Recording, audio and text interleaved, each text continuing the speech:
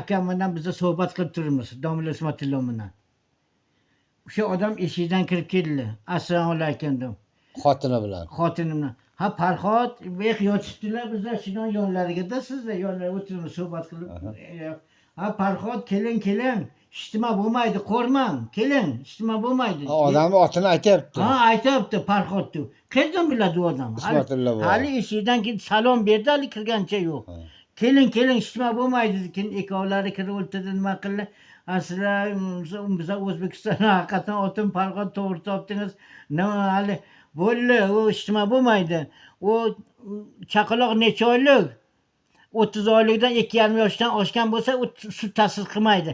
Avvalgi nikoh ikkoving er xotin bor nima qilaveradi. Hech qanday ikkilanmang.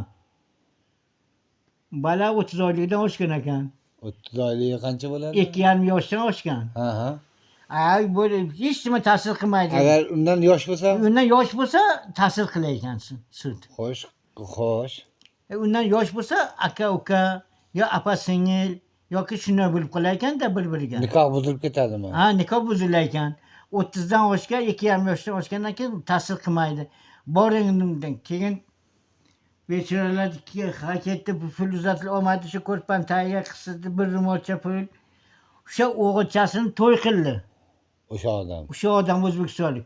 Moshin olib kelib, bu kishini olib borib to'yda o'tkazib, bosh oyoq sarfa qilib yana keltirib qo'ydi. Mulla Hamro'boni. Mulla Ismatullo. Mulla Hamro'bo ham bormidi shu paytda? Ha, shu bor edi bu. Shaqaga borishganda yaqin. Ana, bu kishilar nima qildi?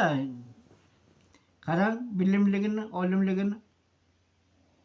Hali u yog'i masala emas, bu yog'i hali kelayotgan odamni ismigacha bilib qo'yapti. Ismigacha bildi. Ichgan sutigacha bildi. Ishtimani. Bu Xudoni bergan ishida Buxoroga 30 yil o'qigan ikkovlari ular. Abdulla Mahsum 23 yil devdi. Ha, shu. Keyin yana o'qigan. Ha, keyin yana o'qigan.